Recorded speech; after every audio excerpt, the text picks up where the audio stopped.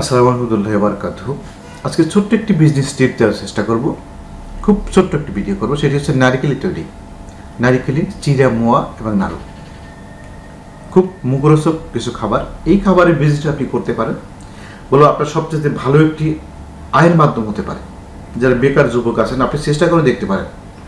আপনি যদি গ্রামে থাকেন তাহলে আপনাদের জন্য এটি, কারণ আপনি ফেসবুকের মাধ্যমে, ইউটিউবের মাধ্যমে একটি ওয়েবসাইট তৈরি করে অথবা ছোটো ছোটো ভিডিও বানিয়ে আপনি কিন্তু এটা বিক্রি করতে পারেন সারা দেশে। শুধু আমাদের দেশ না, বাহিরেও চাইলে আপনি আপনার পণ্য পাঠাতে পারেন।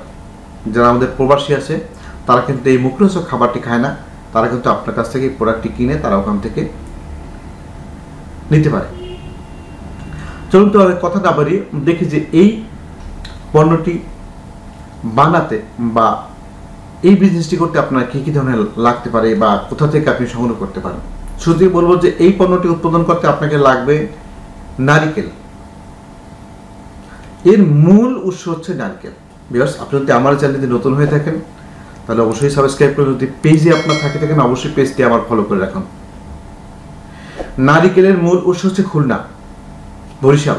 এই অঞ্চলগুলোতে প্রচুর পরিমাণ নারিকেল উৎপাদন হয়।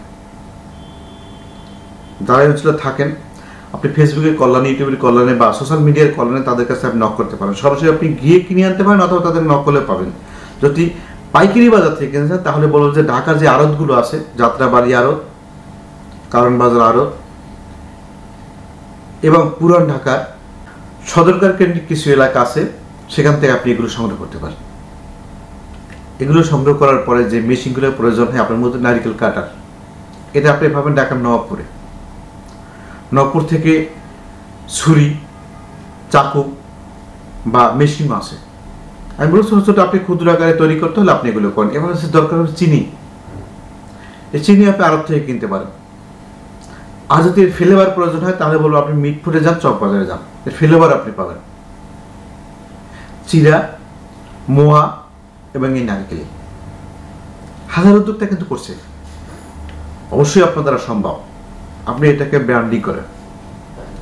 প্রস্তুত প্রণালী সহ বিভিন্ন তথ্য আছে, আমি ভিডিও লিঙ্কে দিয়ে দেবো, চাইলে আপনি ওখান থেকে দেখে দেখে আপনি নিজে শিখতে পারেন। আমি শুধু তথ্যটা দিচ্ছি কারণ এখান থেকে প্রচুর কিন্তু ইনকাম করা সম্ভব।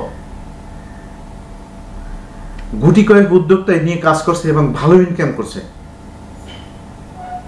আপনি যদি এগুলো ব্র্যান্ডিং করেন, ব্র্যান্ডিং করার প্রসেসটা হচ্ছে যে আপনি এগুলো উৎপাদন করার পরে ভালোভাবে সংরক্ষণ করে আপনি প্যাকেজিং করেন। প্যাকেজিংটা পাবেন কোথায়? প্যাকেজিংটি হচ্ছে চক বাজারে, পাশে হচ্ছে বেগম বাজার। প্যাকেজিং করার জন্য বিভিন্ন ধরনের যে সিলার মেশিন, পলি এবং কৌটা, এগুলো আপনি পাবেন ঢাকার মিটফুটে। সেখান থেকে এনে আপনি কিন্তু এটি করতে পারেন যদি আপনি ভালোভাবে ব্র্যান্ডিং করতে পারেন। এরপর হচ্ছে মার্কেটিং। মার্কেটিংয়ে আপনি ছবি তুলে আপনি একটা পেজ ক্রিয়েট করে সেই পেজ দিয়ে দেন। ছোটো ছোটো ভিডিও ধারণ করে আপনি ভিডিও ফেসবুকে এবং ইউটিউবে একটি চ্যানেল খুলে চ্যানেলে দিয়ে দেন। আপনার বন্ধু বান্ধব যারা তাদের কাছে আপনি শেয়ার করুন। ব্যাস, আপনার কিন্তু মার্কেটিংটা হয়ে গেল। এই ছোট্ট বিজনেসটি করতে হলে আপনার পুঁজি কত লাগতে পারে? আমি বলতো মাত্র 5,000 টাকা। হ্যাঁ, 5,000 টাকা দিয়ে কিন্তু আপনি একটা বিজনেস স্টার্ট করা সম্ভব। ছাত্র থাকলে আমি বলবো আপনি টিফিনের টাকা বাঁচিয়ে সেখান থেকে নিতে পারেন। যদি আপনার সেখান থেকেও না থাকে, আপনার মা বাবা ভাই বোন যারা আছে তাদের কাছ থেকে ধার নিতে পারেন। তাদের কাছে বললেও কিন্তু আর আপনাকে শুরুতে হয়তো অনেকে এটাকে রাজি হবে না যে আসলে আপনি এত বয়সে বিজনেস করবেন বা শুরুতে নেমে যাবেন। যদি আপনি বেকার থাকেন তাহলে কোনো কথা নেই, তাহলে সেটি আপনি নিতে পারেন খুব অনায়াসেই। আমি সরাসরি কোনো এক লাইভে আপনি নিয়ে দেখাবো যে আসলে কীভাবে বিক্রি করছে, কীভাবে উৎপাদন করছে এবং তার ব্যবসা কত হচ্ছে। শুধু আমি একটি টিপস দিলাম আমার এই চ্যানেলের মাধ্যমে, পেজের মাধ্যমে, যে আপনি যেন উদ্যোক্তা হতে নিজেকে মেলে ধরতে হলে আপনি যেন এই কাজটা করতে পারেন। লাভ কিন্তু মিনিমাম ডেইলি 500 থেকে 1,000 টাকা লাভ করা সম্ভব যদি আপনি ভালোভাবে ওটাকে উৎপাদন করতে পারেন।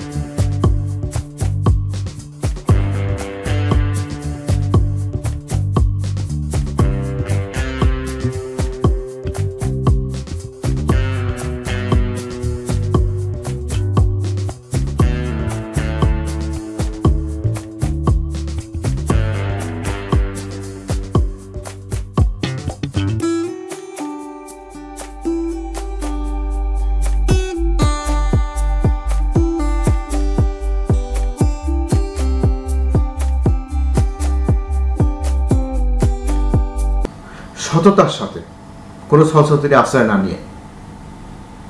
সৎ মানুষ যদি একবার না 10 বার হোঁচট খায় তারপর কিন্তু উঠে দাঁড়াতে পারবে, কিন্তু অসৎ মানুষ একবার হোঁচট খেলে কিন্তু উঠে দাঁড়ানো মুশকিল হয়ে যায়।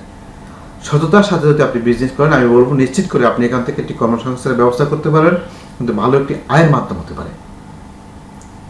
ভালো থাকুন, সুস্থ থাকুন, আপনার সাময়িক লাইফ ভালো কাটুক।